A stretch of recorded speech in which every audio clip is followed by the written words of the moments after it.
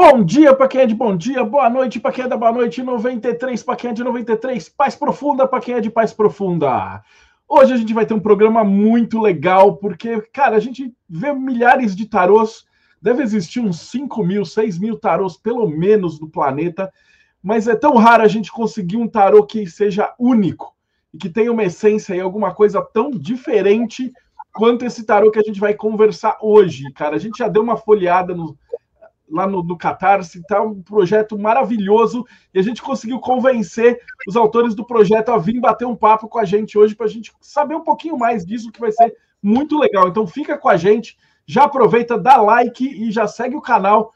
Aproveitando, essa aqui é a entrevista 583, então tem muita coisa. Então, só, você lembra quantas entrevistas de tarô a gente tem já? Uma bancada. Uma centena, pelo menos. Então já dá like, já segue o canal e vamos conhecer um pouquinho de um tarô, não um tarô brasileiro, mas um tarô sobre o Brasil, né? Então, para se juntar a gente neste boteco do Reino da Bruxaria, André Correia. Saudações, seres humanos. Um assunto interessantíssimo. Fazer um pareamento das figuras brasileiras com os arcanos do tarô é uma coisa desafiadora, muito interessante, é isso que eu quero ver aqui hoje, conhecer de pertinho. Das catacumbas do Morte Súbita, Thiago Tomosauskas. Também estou empolgado para conhecer esse projeto e aposto que o pessoal que acompanha o Meiri também, né? Nós temos aqui na nossa audiência um monte de tarólogo, um monte de amante do tarô, colecionadores de tarô que compram pela arte mesmo. Esse é um projeto que vai atender todos esses públicos. E eu estou curioso se esse tarô sobre o Brasil conseguiu colocar 212 milhões de loucos dentro do deck. Vamos ver. Bom, e a gente está hoje com o Gil Moura e com o ilustrador Fernando Pichelli, né? O Gil Moura, carioca de 65 anos, comunicador apaixonado, espiritualista e tarólogo, com uma vasta experiência, também é mestre de Reiki, além de oraculista dedicado. E a jornada de vida dele o define como um buscador incansável. O Fernando, ele é engenheiro, acupunturista e ilustrador, com uma trajetória marcada pela fusão entre a razão e a intuição. E ele já esteve aqui indiretamente, porque a gente já pegou um outro tarô que ele ilustrou, o tarô da Jornada do Ser, que a gente já entrevistou o Marcelo Menezes, um tarô fantástico, a arte dele é maravilhosa. Então, sejam muito bem-vindos, Gil e Fernando. Boa noite, agradeço aqui o convite. Boa noite, seu Débora. Boa noite, pessoal. É um prazer estar aqui com vocês e compartilhar aí esse trabalho maravilhoso aí que o Gil está trazendo para a gente. Então, eu vou começar perguntando a história, Gil. Como é que você chegou num tarô brasileiro, né? Você era pequenininho, estava lá na fila para pegar hóstia na igreja e tal. E aí depois, agora com 65 anos de idade, fazendo tarô, o jogo do diabo aqui, sobre o Brasil ainda, que é o país do diabo, né? O país então, como é que é essa história? Tudo começou em 2018. Em 2018, eu fui para a Espanha. Lá na Espanha, eu conheci a região da Andaluzia. Eu sou espiritualista e eu tenho um mentor, que é o cigano Vladimir. E eu senti no meu coração a vontade de fazer essa visita a essa cidade, onde eu conheci Sevilha e Córdoba. Saí de lá com o meu cigano dizendo no meu coração que quando eu chegasse no Brasil, eu ia receber um presente por essa viagem, por esse momento especial. E foi quando eu ganhei meu primeiro tarô. Dali para lá é estudar, curso, conhecer livros, e realmente fiquei totalmente apaixonado, porque quem conhece o tarô se apaixona, né? E através dos estudos, principalmente com o tarô mitológico, veio a ideia de que, como a mitologia grega foi trazida para o tarô, eu também poderia trazer a história do nosso Brasil, contar um pouco do nosso folclore, das nossas lendas, o nosso povo, o verde e o amarelo. E aí foi quando começou a nascer essa vontade de materializar esse tarô. Eu tive a oportunidade de conhecer o Fernando quando ele fez o Jornada do Ser. No curso que eu estava fazendo, eles fizeram uma apresentação do tarô deles, e eu já tinha referência que o Fernando seria essa pessoa ideal para que pudesse concretizar, materializar esse tarô. E aí a gente tem 2 anos e meio que a gente vem nessa batalha, e Fernando é um libriano e eu sou um ariano, então a gente, nesse eixo Ares-Libra, a gente construiu um trabalho, contou muito com a minha inspiração, meu desejo, o meu impulso, a minha força, e ele com Vênus, né, que rege Libra, trazendo a beleza, a elegância, o equilíbrio, a harmonia, e a gente aí conseguiu elaborar 78 lâminas.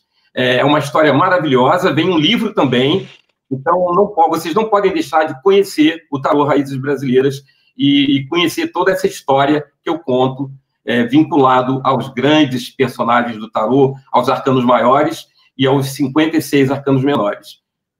Deixar um pouquinho o Fernando também falar sobre ele.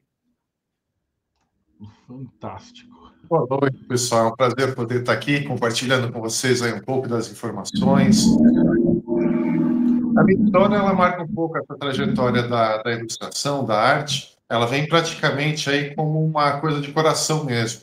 Então, eu lembro que desde pequeno eu estou sempre rabiscando, fundo de caderno, questões assim. Cheguei a fazer alguns cursos na época da adolescência, mas não foi a minha escolha em termos profissionais. Profissionalmente, eu parti para a engenharia, depois eu fui trabalhar com acupuntura, medicina chinesa, que hoje eu estou nessa área. Mas a arte e a ilustração, ela sempre esteve comigo em toda a minha jornada, né?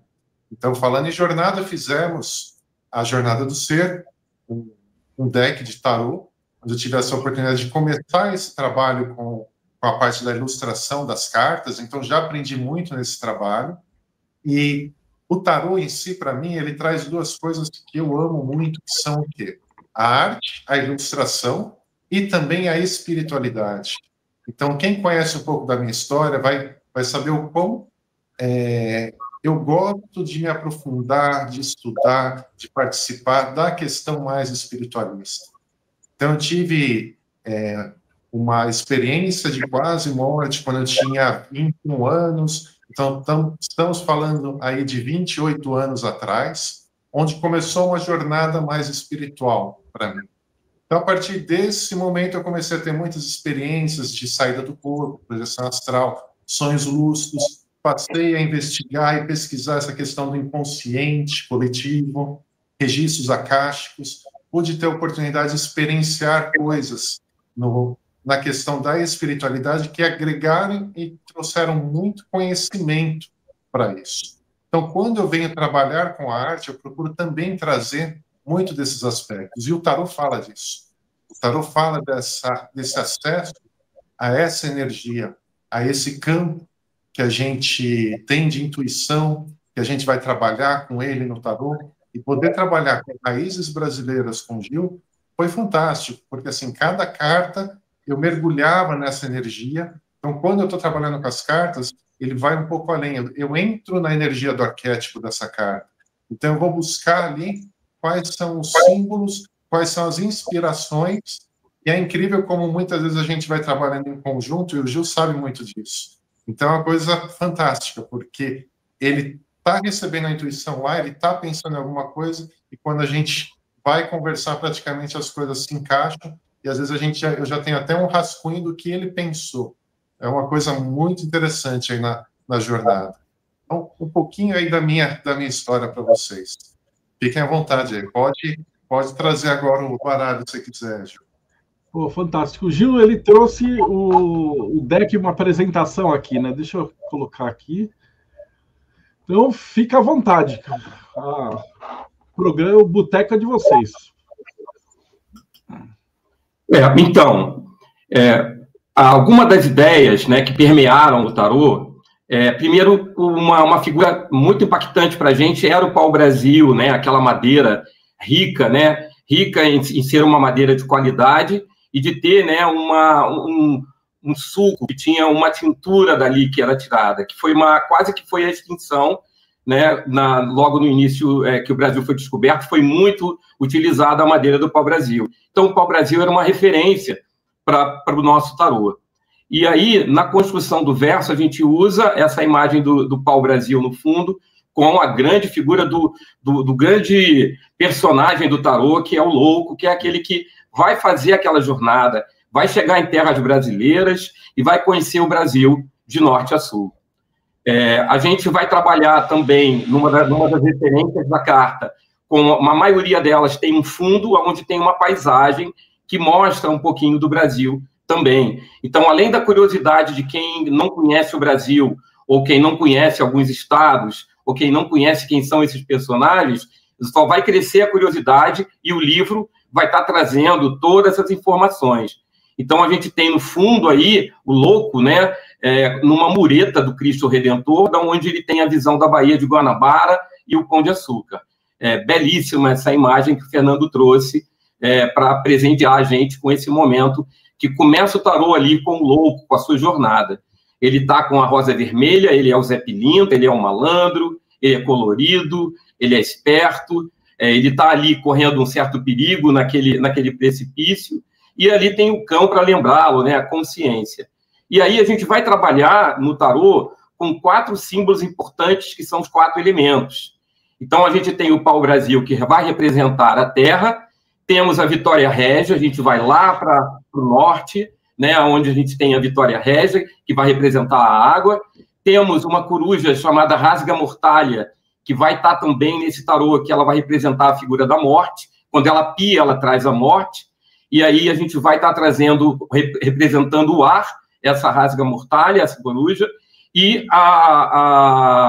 vamos estar trazendo a figura da onça pintada, né, que vai trazer o fogo em vez do leão, um animal selvagem brasileiro. Então, a gente trabalhou com essas 4 figuras, substituindo aquelas tradicionais do tarô. A gente tem, em cada carta, a gente tentou trazer um cenário. Quando a gente vê aqui, né, o mago é o nosso Saci Pererê, ele manipula os elementos, então vem da água, vem as pepitas da terra, vem o fogo, o próprio ar que faz o roda-moinho e a lemniscata acima da cabeça dele. Ele tem a bolsinha lá com os paranoás dele, com as magias dele, e ali, como ele é uma lenda do sul, a gente traz uma cachoeira de Santa Catarina numa região chamada Corupá. A gente traz aí a sacerdotisa. Eu lembrei de Perséfone na mitologia, preferi trazer uma jovem, né, uma jovem que tem um oráculo à sua frente, e temos no fundo lá o farol da barra e a lua, que não pode faltar, que tem essa representatividade. Outra coisa também que nós trouxemos, além do nome de cada carta em português, também em inglês, e a sua representatividade astrológica. Então, também nós nos preocupamos também em trazer essa informação para aqueles que amam o tarô, que querem aprender o tarô e poderem ter esse link a mais também na carta.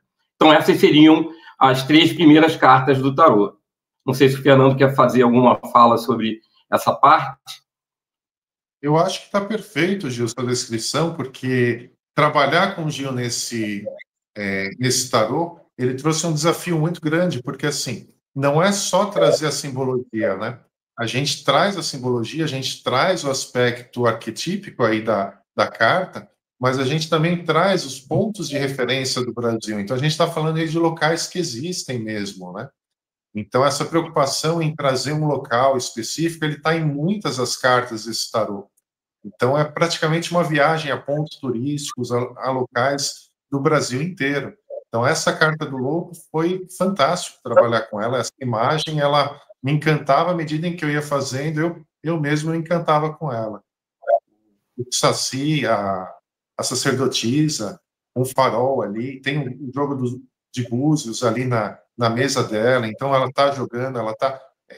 Assim, foi uma experiência fantástica, realmente. Eu acho que esse conceito, essa idealização que o Gil trouxe foi fantástica para trabalhar em termos de criatividade, de arte.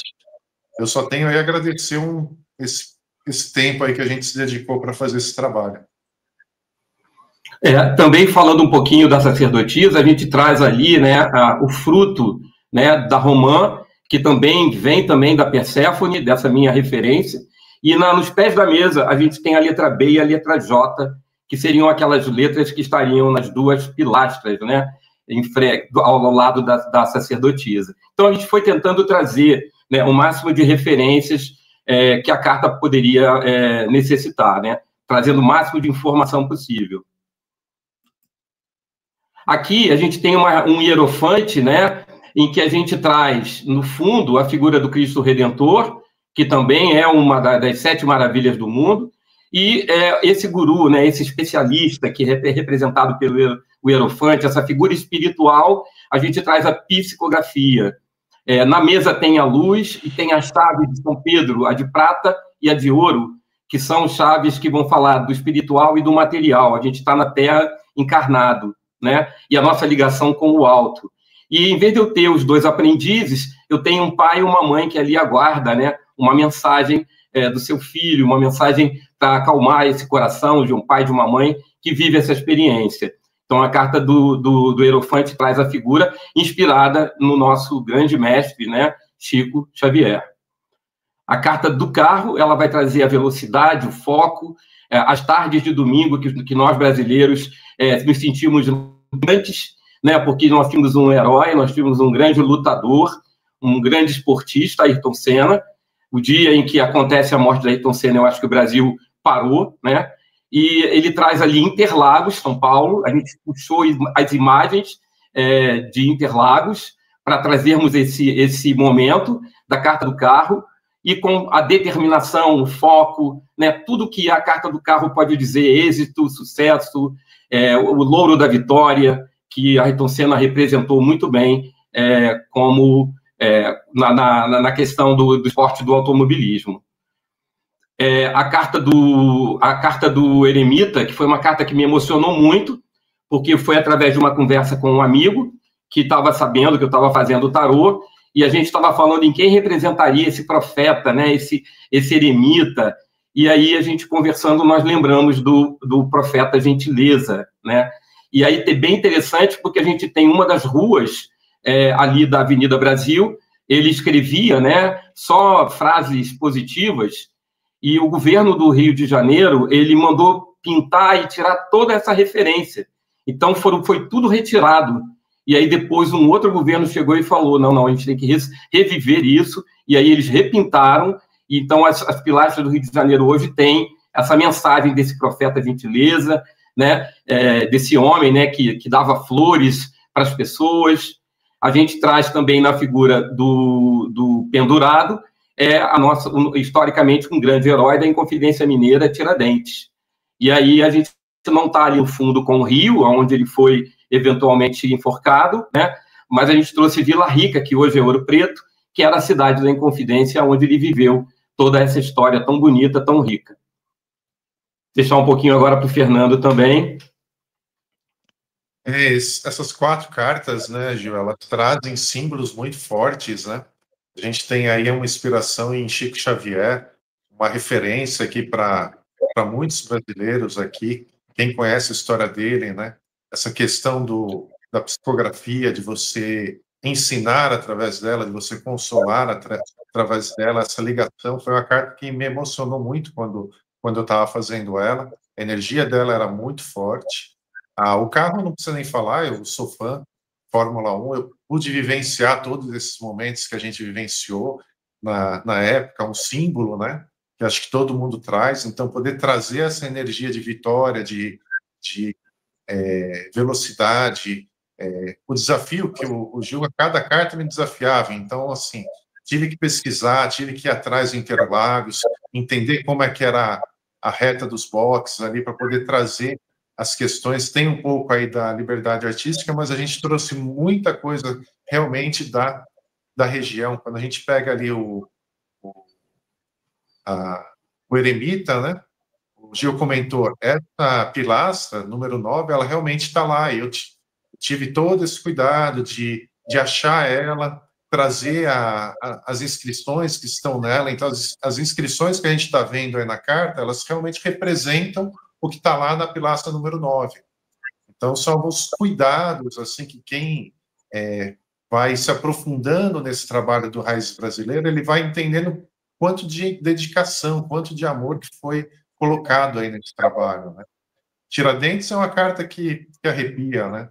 Porque, assim, a frase que está ali na forca, se 10 mil vidas eu tivesse, 10 mil vidas eu daria, né? Esse sacrifício dele em prol do que ele acreditava.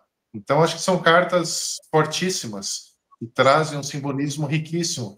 e que, ao mesmo tempo, elas mantêm, né? Era uma preocupação que o Gil me passava e eu tentava trazer nas ilustrações, né? Os símbolos e as questões que a gente já conhece também do tarô tradicional, para que aquele que vem aqui, ele encontre novas simbologias, encontre algo novo, mas que ele também se identifique nas questões simbólicas que ele já conhece. Então, foi um trabalho muito dedicado para fazer essa união e, mais uma vez, trazer essa riqueza cultural que a gente tem no nosso Brasil. Inclusive, a própria figura do eremita, né, trazendo uma via aqui do Rio de Janeiro, que pega de ponta a ponta o rio, é uma via rústica, uma via dura, né? E nessa caminhada dura do eremita, existem flores, as flores vão brotar desse chão, né? Esse mérito em que as flores vêm e aparecem, né? Mesmo o chão sendo duro, esse trabalho é um trabalho que frutifica, né? Então, também é uma coisa que eu esqueci de falar, muito importante também na figura do eremita. Perfeito, Gil. Só trazendo aquelas flores, porque eu achei que ficou muito legal. No eremita, essas flores trazem, assim, a preocupação dele em não estragar a gentileza, né? Então, o eremita tem essa questão do passo, dele iluminar ali, para não pisar e não estragar as flores que estão ali no chão. Exato. A figura do arcanjo, né, que a gente vê na carta da temperança, a gente traz no fundo Poços de Caldas, que é um local onde tem as águas termais, as águas curativas, né? E aí a gente traz a figura de São Cosme e Damião, que eram 2 médicos, é uma carta de cura, né? Uma carta de paciência, e a gente traz então a figura de São Cosme e São Damião para essa carta.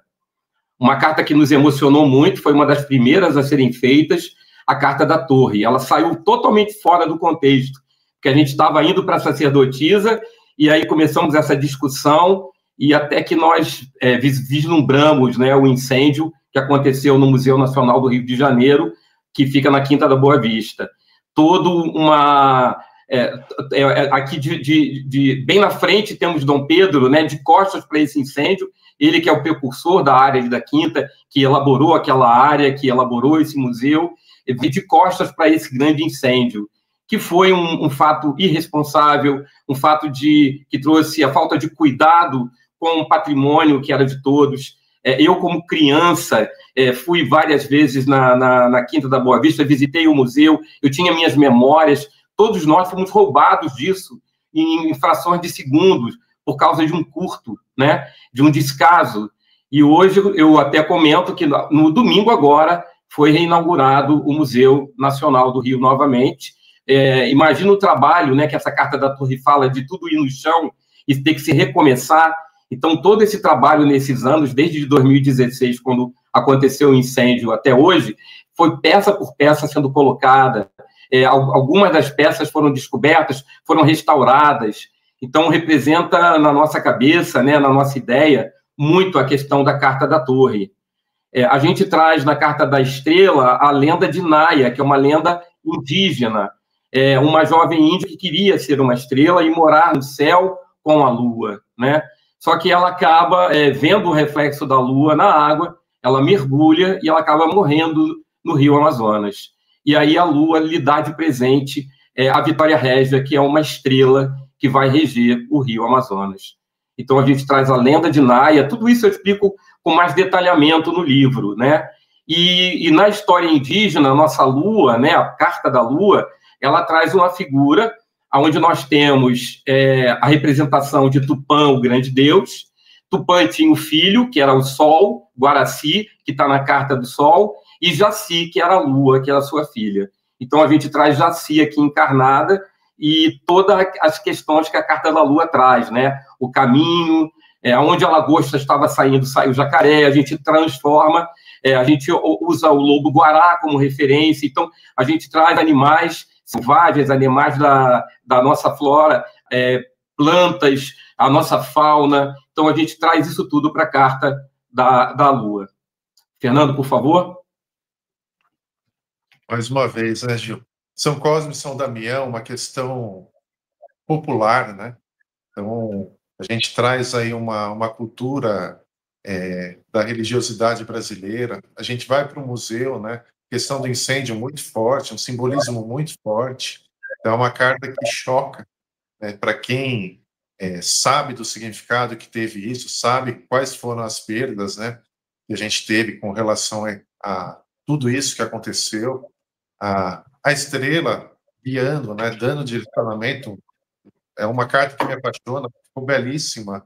A história é belíssima, toda a configuração da estrela ali com a Vitória Régia, acho que tem uma conexão fantástica. E eu guardei um pouquinho para falar um pouquinho da Lua, porque a Lua ela me traz uma questão muito especial, né? Quando eu estava desenvolvendo a Lua, foi um desafio muito grande, porque a gente queria manter muito do simbolismo tradicional, mas onde que a gente vai achar esse simbolismo aqui, representativamente, na nossa cultura, no nosso país, né? E é fantástico como as coisas acontecem, né? Na pesquisa, o que foi aparecendo? A gente queria, então, o Gio queria trazer essa questão da deusa da lua, essa lua majestosa, mas e o restante desse simbolismo? Aí, nas pesquisas, a gente descobriu que tem um local que ele é o Parque da Serra da Lua. Esse parque, ele é fantástico, ele tem esses monumentos de pedras antigos, ele tem os inscritos de épocas muito antigas, então é um local turístico fantástico que a gente tem aqui no Brasil. Os lobos-guarás, eles são dessa região, a gente tem lá os rios, os jacarés, e essas rochas que vocês veem no fundo, que fazem o papel daquelas torres, que comumente a gente tem na simbologia da Lua, elas são representativas, elas existem nesse parque. E esse parque tem relação com o nome Lua. Então, foi um sincronismo fantástico em relação a essa carta. É uma das coisas que eu queria trazer aqui para ver como é que essas coisas elas se encaixam e foram espantosas até certo ponto aí nesse desenvolvimento. Isso sempre me encantou. Em todas as vezes que eu trabalhei com o tarô, eu sempre tive essa questão dessa sintonia, e essas questões assim que aparecem, elas são gratificantes.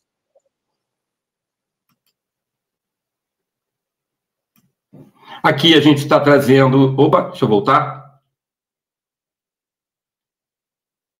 Perdoe aí que eu fui longe demais.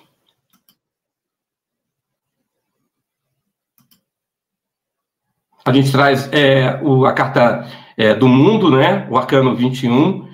A gente tem a Força das Águas de Foz do Iguaçu. A gente tem Ouroboros, que é uma cobra, que tem uma lenda de uma cobra Ouroboros, que seria a cobra de fogo. Como é comum, tem os 4 elementos ali, como eu comentei. A água representada pela Vitória Régia, a coruja Asga Mortária, representando o ar. Temos a onça pintada representando o fogo e o pau-brasil representando a terra. No meio, uma globeleza, uma mulher purpurinada, a purpurina, o convite, um novo ciclo, um portal que se abre para novidade. Então, a gente traz a carta do mundo. A figura do Boitatá, né, Gil? Essa questão de conseguir trazer essa figura para essa carta ficou fantástica. E essa força, né, das cataratas que estão ali, Foz tem uma força fantástica, né, um ponto turístico muito conhecido. Então, acho que ele traz muita representatividade para a nossa carta aí. Representa, acho que, muito bem. Então, assim, não deu para trazer os 22 arcanos maiores, eu trouxe alguns, né? E fazendo também um en passant nos menores, a gente trabalhou com algumas referências, né? As cartas de paus do fogo, a gente representou através do esporte. Então, a gente começa falando de 2016, as Olimpíadas no Rio de Janeiro, no Brasil, e a gente traz aí a tocha, em vez de ser um bastão, a gente trouxe o símbolo, a tocha olímpica. E aí, esse fogo que acende no ás. Na carta de planejamento, que é a carta do 2 de paus, né? O surfista, né? Nós temos surfistas famosos, né? Lembrando que todo o esporte no Brasil sobrevive com muito esforço desses atletas, né? Muitas vezes não tem um incentivo, né? Eles são heróis também. Então, a gente abre com planejamento ali, né, o surfista aguardando o melhor momento para ele entrar no mar. Nós trazemos o 8 de paus, a velocidade, né? Temos aqui essa figura da skatista famosa, né, trazendo uma ideia de que seria essa fada, né, do skate. E, entre outras, trouxemos a ginasta fazendo, né, uma apresentação com as fitas. Então, a energia da carta de paus, ela vai trazer essa representatividade dessa força do paus, né, do desejo, da inspiração, do fogo, de materializar, né, o seu desejo, o esporte sendo uma coisa no Brasil muito cultuada, né? A gente vai ter cartas que vão falar do futebol, do vôlei, a gente vai ter referência para a carta da rainha, né? Uma jogadora de futebol, uma referência para o rei, que seria um treinador de voleibol. Então, tudo isso vai fazendo essa força do paus, essa força do fogo, e o esporte foi escolhido para defender o tema. A gente tem, né, Gil, o asa abrindo aí, né, os esportes, o surf numa figura belíssima, né, com um surfista ali fazendo planejamento, olhando o mar, vendo aquela novo horizonte que ele está, daqui a pouco ele vai entrar na água e vai buscar suas ondas. A carta da skatista, inspirada numa atleta fantástica, que é a Raíssa, que eu admiro demais o trabalho dela. É uma inspiração fantástica. E, mais uma vez, aqui, uma outra sincronicidade, porque, enquanto eu estava fazendo essa carta, eu estava buscando algumas manobras que eu busquei na internet, eu vi que eles faziam, né? Os skatistas, descer nesse corrimão. E no dia que eu fiz, foi no final de 2024. Praticamente no outro dia eu vi que a Raíssa estava disputando e ganhou um dos mundiais. Então, assim, enquanto eu estava fazendo essa carta, ela estava disputando e eu não fazia ideia disso. Então, foi outra coisa assim, fantástica que eu achei. Inclusive, uma das manobras que ela fez foi exatamente a que a gente trouxe para representar uma manobra muito feita no skate, né? E a carta aí representando a princesa, belíssima, né? Então, eu acho que o paus, como o esporte brasileiro, traz toda essa energia. Eu acho que tem muita relação e eu acho que o Gil foi muito feliz com essa escolha. Ficaram belíssimas as cartas. Eu também optei por trazer um certo equilíbrio. Quando a gente tem o pajem ou o valete, né, de cada naipe, né, a gente fica com 3 figuras masculinas. Então, eu fiz um equilíbrio, a princesa e a rainha, o cavaleiro e o rei. Então, eu trouxe propositalmente todas as cartas que seriam do valete ou do pajem, eu trouxe as princesas para trazer esse equilíbrio do feminino e do masculino no tarô.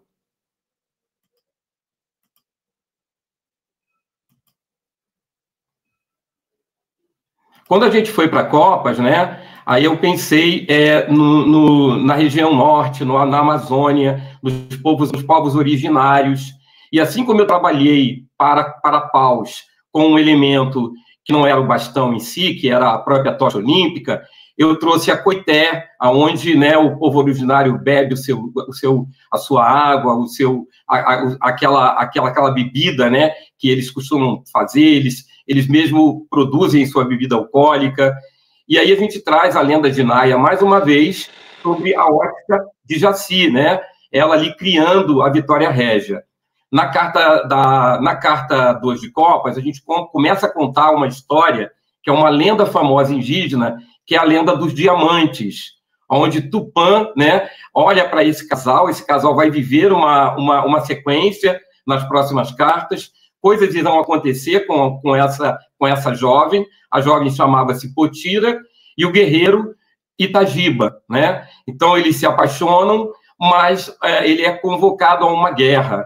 E aí, na terceira carta, nós temos o 3 de Copas, onde Potira e mais outras 2 sacerdotisas estão brindando a Lua, pedindo que a Lua protegesse os seus guerreiros nessa batalha. Essa história vai ser contada até o 10 de Copas, continuando com a lenda, e a gente tem aqui a representatividade todos os nossos cavaleiros estão no cavalo, né? Conseguir isso foi também muito, muito complicado, né? Para tentar encaixar em cada carta essa figura no cavalo, né? E aqui a gente está contando, né, a história de um índio chamado Cepê Tiaraju, que foi um líder indígena guarani, né? Um herói, um missionário rio-grandense. Então, a gente traz a inspiração desse jovem, desse índio, desse cavaleiro de copas, inspirado nesse índio, que existiu realmente, que foi um bravo guerreiro do povo guarani. Então, a gente traz, então, em copas, o elemento água, nós trazemos, então, os povos originários e duas lendas famosas.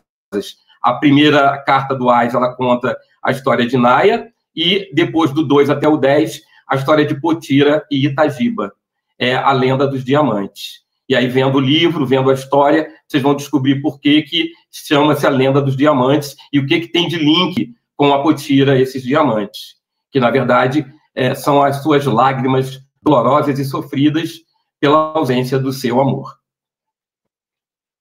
Uma história fantástica. Eu acho que o Gil foi muito feliz nessa escolha. Ele traz uma energia muito, muito bonita para essas cartas, né? Ficaram imagens belíssimas. Eu acho que essa história sendo contada e, ao mesmo tempo, esse cuidado dele em cada uma dessas cartas, trazer e achar essa simbologia específica de cada uma delas dentro da história. Eu acho que trabalhar com isso aí foi muito bacana. Eu acho que o Gil foi muito feliz, mais uma vez. E quem tiver a oportunidade de ver no livro, de entender essa história, acho que vai se apaixonar. Ficaram belíssimas essas cartas de copas. E a gente traz, né, aonde seria a espada, né, o ar, a gente traz uma coisa tão afiada quanto a espada, porque eu fiquei muito preocupado de cair na mesmice, né, de tentar encontrar um símbolo que pudesse fazer sentido.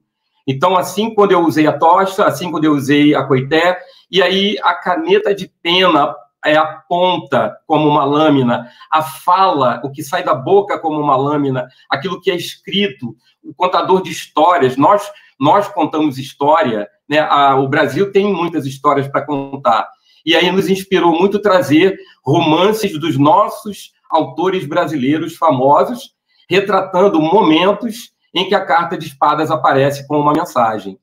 Então, a gente vai ter, logo de cara, né, Dom Casmurro, onde havia, né, uma grande questão de dúvida de Bentinho, né, a Capitu, que era o seu grande amor, e Escobar, que era o seu grande amigo. Esse momento de dualidade, de dor, de dúvida. A gente traz, em Floradas na Serra, um outro romance, A Tégua, um momento de descanso. A jovem encontra-se com tuberculose na época e ela vai para as regiões de Campos do Jordão, muito caracterizada por essa paisagem com araucárias, né? E aí ela vive aquele momento em que ela precisa desacelerar, precisa se encontrar consigo mesma, restabelecer a sua saúde. E representando o nosso rei de espadas, um homem acima do seu tempo, um homem que viveu como um patriota, como um idealista, um intelectual, né? Então, a gente traz memórias póstumas de Brás Cubas. E aí, cada carta vai ser representada por um grande escritor e um grande tema e uma grande história.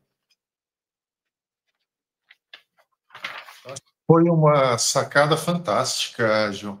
Assim, trazer a literatura brasileira nas cartas de espadas, ele traz, além do simbolismo, ele me trouxe uma flexibilidade para a criação dessas imagens, poder trabalhar com todo esse contexto da literatura, das obras, conhecer um pouco mais sobre cada uma delas, a representatividade aí dos personagens, de cenas, de momentos dessa literatura que trazem essa simbologia aí, características de cada uma delas. É uma pena não poder mostrar todas, porque cada uma delas é uma viagem. Assim, dá para ficar horas ali e mergulhar nas obras para entender e buscar esse simbolismo. É uma ideia simplesmente fantástica. Eu adorei. Foi muito bom poder trabalhar com elas. Na carta do 2 de espadas, né, com esse vidro que se quebra, né? Aquela esperança, o que era vidro se quebrou, né? Então, aquilo que se espatifa, né? Que é um grande amor, foi o grande amor de Bento Capitu, né? O quanto que a mente pode transformar, né, uma realidade. Ela traiu, ela não traiu, o que levou a esse homem, né, que era tão apaixonado e viver essa dor, né, que acaba destruindo toda uma relação. Então, o quanto que a nossa cabeça pode ir longe na nossa imaginação. Então, tudo isso, mergulhando nessa carta, você vai encontrar aí na história de Dom Casmurro. Gil, deixa eu te interromper um segundo. Me mostra o 10 de espadas, que agora eu fiquei curiosíssimo. Vou te mostrar. Vou colocar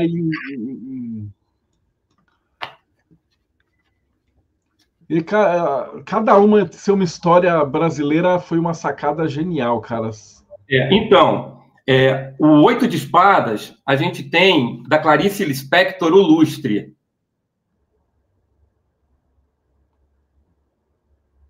Ok. No 9 de espadas, o Romance de Diadorim.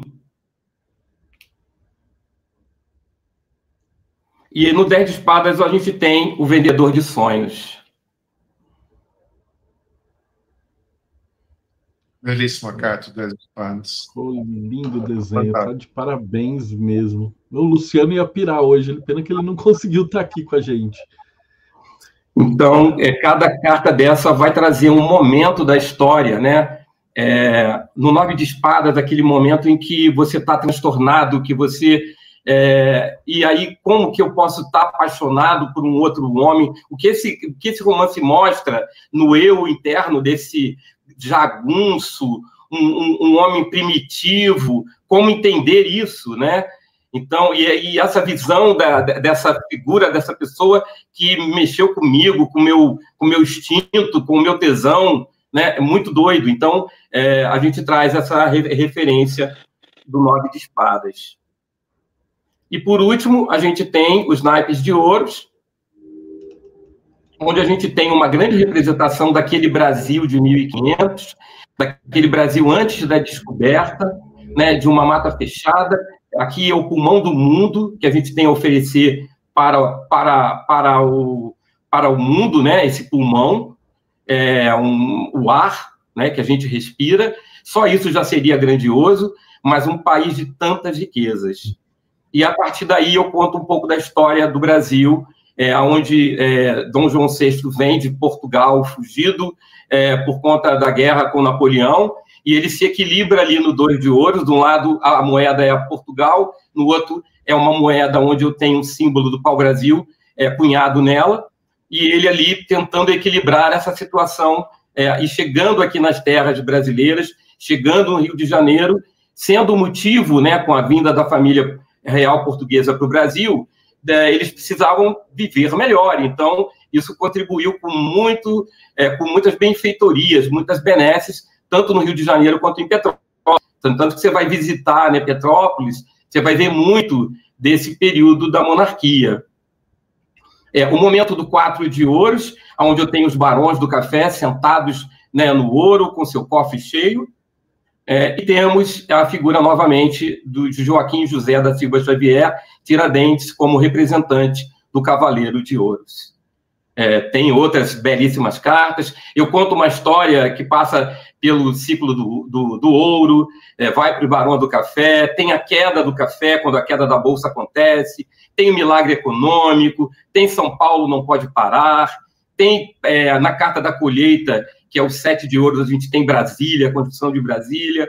Temos aqui a Carta do 9 de ouros, com a descoberta do petróleo, e temos a Carta do 10 de ouros, trazendo todo o nosso povo, cada povo com sua tradição, com a sua cultura, com o seu produto, né? Aquilo o seu folclore.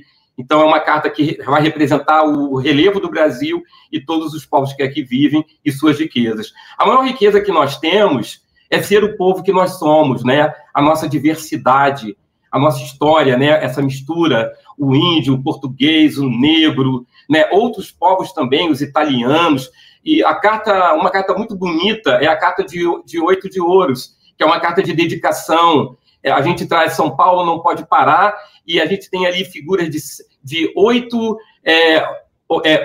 homens e mulheres, cada um vindo de um lugar, né, que construiu São Paulo, a industrialização, uma grande cidade, né? Então, tudo isso eu vou contar durante a trajetória. Tudo isso, a jornada do louco, né? Ele vai percorrer todas essas cartas. Esse malandro aí, chegando no final, né, ele se transforma num outro malandro, um malandro que viveu todas essas experiências. Ele continua a ter a essência do malandro, mas ele teve um grande aprendizado durante toda essa jornada do Tarô Raízes Brasileiras. É uma carta que nós confeccionamos, mas, infelizmente, eu não pude colocar na produção, porque eu tinha o limite de 78 lâminas. Mas tem muita história para contar no livro, e é esse o nosso projeto, é esse desafio de trazer o Brasil na veia, o verde e o amarelo, o que nós temos de bom, porque a gente olha muito para o que a gente tem de ruim, mas nós temos tanta história, tanta coisa bonita para compartilhar, né, como exemplo de um povo, a própria diversidade, as dificuldades, o suor, o sangue, a lágrima, e é isso que eu conto um pouquinho. Lógico que acho que o maior desafio para mim foi tentar encontrar em cada carta o seu representante, porque eram tantas as ideias, mas eu não podia materializar tudo, então fui tentar ser objetivo, mas devo ter deixado de fora muita coisa importante, mas não haveria como caber nos 78 arcanos.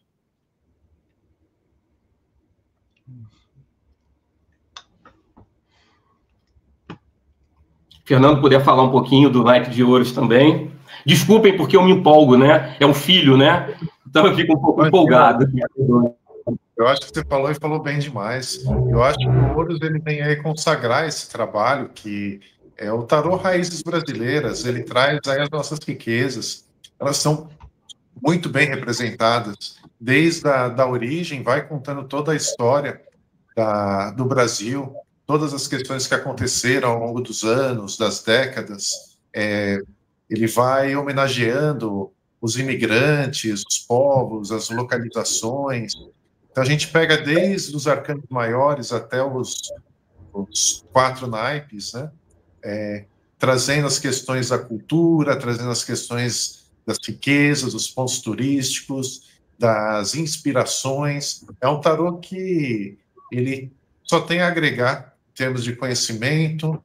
É um tarô que, se um dia ele for utilizado por outras pessoas de outros países, ele pode ser uma referência para mostrar as coisas belas e as coisas interessantes que a gente tem aqui. A gente fala de literatura, a gente fala de tanta coisa nesse tarô. Eu acho que é um trabalho fenomenal que merece todo prestígio. Acho que o Gil está de parabéns, com um trabalho fantástico. Eu acho que todo o cuidado que ele teve, foram mais de 2 anos aí trabalhando, de dedicação, de muito carinho em cada uma dessas cartas. Eu acho que realmente ele está de parabéns com todo esse trabalho aí. Para mim, não canso de dizer, foi um prazer, uma honra trabalhar, adorei trabalhar nesse projeto e tenho muito orgulho de poder ter feito parte dele. Eu acho que está muito bem representado aí nas lâminas. E eu não preciso nem falar, né, da honra de ter o Fernando para ilustrar esse tarô, né? Eu acho que tudo foi uma grande conspiração. Eu acho que houve uma inspiração de eu traduzir esse baralho falando um pouco da nossa história, do nosso povo. Eu acho que muitas vezes eu fui usado, eu acho que muitas vezes as coisas que chegaram até a mim foram inspiradoras mesmo, foram intuitivas. E o universo foi tão maravilhoso que colocou o Fernando no meu caminho para materializar cada carta. A gente teve uma relação, né, foi um casamento nesse momento, né, em que a gente tinha muita sintonia, um queria cada vez mais ajudar o outro, encontrar o caminho. Eu acho que quando a gente fala de um casamento, de uma relação, é você olhar para a mesma direção para dar certo.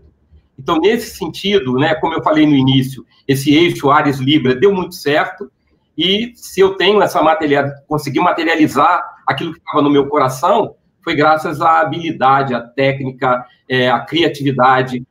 O Fernando foi dedicado, ele pesquisava também, a gente trocava. eu precisava escrever um livro sobre a minha relação com o tarô, eu e Fernando, a cada passo. Já teria um making-off do tarô, mas esse eu não escrevi. Mas eu procurei trabalhar mesmo com uma relação com as cartas. Mas foi um momento muito... para mim, é um legado, para mim, é um momento especial, é um clímax na minha carreira como tarólogo, como oraculista. E Fernando foi a peça principal para fazer o tarô acontecer. Toda a minha gratidão e a minha honra de compartilhar com ele, né, esses momentos. Muito obrigado aqui, deixo registrar meu agradecimento para o Fernando.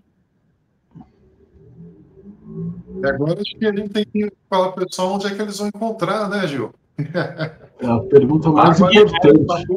É uma pena poder trazer todas as cartas aqui, são muitas, mas lá tá tendo a divulgação, dá para ver as outras cartas, um pouquinho aí do trabalho lá também, né? O Gil tá colocando, não sei se você já vai comentar alguma coisa a esse respeito, Gil, mas já está em lançamento, está no Catarse. As pessoas que se interessarem e puderem apoiar esse trabalho aí, eu acho que vai contribuir muito. Acho que é um trabalho que merece aí o apoio do pessoal. É bom avisar para o pessoal que está em casa que ele começou esse financiamento agora. Tá? O link está aqui embaixo, mas vai ficar por pouquíssimo tempo, né? Por menos de 20 dias, né? Mas por quê? Explica para o pessoal, porque o pessoal está acostumado, às vezes, a fazer umas campanhas longas e tal, e a campanha de vocês é super curtinha. Eu queria que o Gil comentasse do lançamento, de como é que foi todo esse contexto do universo e por que você que está assistindo vai ter que apoiar esse negócio agora. Então, na verdade, todo esse trabalho que eu fiz com o Fernando, né? É um trabalho que cada carta teve um valor, né, que o Fernando cobrou por cada carta, e até cobrou até muito menos do que o valor que ela tem. Eu não teria como pagar cada materialização de cada carta que ele realizou. Mas foi um trabalho que eu investi em 2 anos e meio, um determinado valor. E agora, na hora do lançamento, a minha dificuldade foi que, para mim poder fazer 1000 decks, eu teria que ter 30 mil reais. Para fazer entre 300 e 500 decks, está variando entre 20 mil e 20 e poucos mil reais. Então, esse valor é um valor muito alto. Então, como o Fernando já tinha a experiência de um trabalho anterior, ele me aconselhou que eu poderia estar colocando isso na Catarse. É um projeto realmente curto, de 60 dias. A gente vem tentando lá realizar esse projeto, para que esse projeto consiga vencer nesses 60 dias. Nós estamos com 22 dias do projeto para ele terminar, e a gente precisava realmente do apoio de vocês para que esse tarô possa ser produzido. O Catarse é um site conhecido, é um site ético, então aqueles ali que colocarem, né, o seu apoio e a intenção de comprar ou o livro ou o tarô, vai ali encontrar ele. Depois que terminar o projeto, ele vai para a gráfica, e em um mês o lançamento seria em 2 de agosto. Vocês estarão recebendo o tarô e o livro. Também estou colocando na Catarse alguns cursos que tem um pouquinho de valor, que acresce um pouquinho do valor, para que você possa, em um mês, conhecer um pouco desse trabalho, e, se tiver interesse, entrar no curso Tarô Raízes Brasileiras. E também estou dando um curso Tarô Raízes Brasileiras com um desconto de 40%, o que seria um curso de 12 meses, incluindo as etapas de estudo dos arcanos maiores e menores. Uma jornada de 12 meses é um mínimo, né, para poder sentar, ter um bom conhecimento de tarô.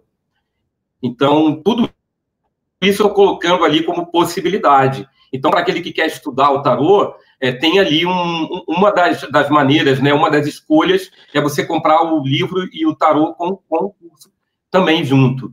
Então, tudo que a gente está podendo fazer para que esse projeto venha a se viabilizado. Então, entrem lá, pesquisem, espero que vocês gostem, espero que vocês apoiem, eu vou ficar imensamente grato. E também queria agradecer demais a todos que estão aqui, que fazem parte dessa corrente positiva, né, para que a gente possa alcançar o nosso objetivo, que é levar esse tarô, né, para a população, para quem quiser, para quem... Depois a gente vai trabalhar isso, por isso que eu já coloquei ele com a tradução em inglês. Quem sabe ousar, pensar que isso pode sair como a gente tem aí a globalização, a internet, saídas da área do Brasil lá para fora, trazer um interesse, né? Então é um grande sonho, né? É um grande legado. Não, vai dar certo. É um trabalho muito bonito. Como a gente costuma falar, os convidados que a gente mais gosta é quando eles vêm e falam do filho, assim, e o olhinho brilha. E dá para ver da empolgação que vocês falam de que... Bom, é só olhar para as imagens e dá para ver que tem muito coração nesse projeto, né? Nesse trabalho, e com certeza vai dar certo. Eu vi aqui é o primeiro financiamento que vocês fizeram, então o título está um pouco bagunçado. Tarô, _raízes, _brasileiras, _4F79. Mas eu testei, se você for no Catarse e digitar Tarô Raízes Brasileiras, o Catarse já acha. Ou só Raízes Brasileiras, aí fica facinho. De qualquer jeito, vai ter um link que é só clicar aqui na descrição do vídeo e no primeiro comentário. Então, para quem está assistindo aí, fica muito fácil. Pô, Gil, só tenho que agradecer vocês. Eu vou abrir. Robson Belli, seja bem-vindo. Cheguei atrasado hoje, infelizmente, não pude acompanhar desde o começo, mas é um prazer estar aqui hoje, vendo esse trabalho ser desenvolvido. Parabéns aos realizadores. O mundo precisa de pessoas que realmente ponham a mão na massa e façam acontecer aquilo que é necessário, assim como a Carta do Mago nos ensina. Então, muito obrigado a vocês. E quem quiser conhecer um pouquinho mais do meu trabalho, acessa aí enoquiano.com.br. André Correia, suas considerações. Cara, eu gosto especialmente quando o tarô ele conta uma história, quando ele é desenhado para contar uma história, e cada fase dele ali tem uma etapa da história do Brasil, né? Desde do que é chamado a atenção do esporte, a questão da cultura, né, folclórica brasileira ali nos de copas, né? Quando fala de espadas, de toda a literatura, isso me chama a atenção e é isso que faz o meu olho brilhar em relação a esse tarô. Parabéns, cara, trabalho muito bacana. E se alguém tiver interesse em ler sobre bruxaria e assuntos que giram em torno do assunto, André e o Farol no Instagram. Beijo para vocês. Tiago Tomosauskas, suas considerações.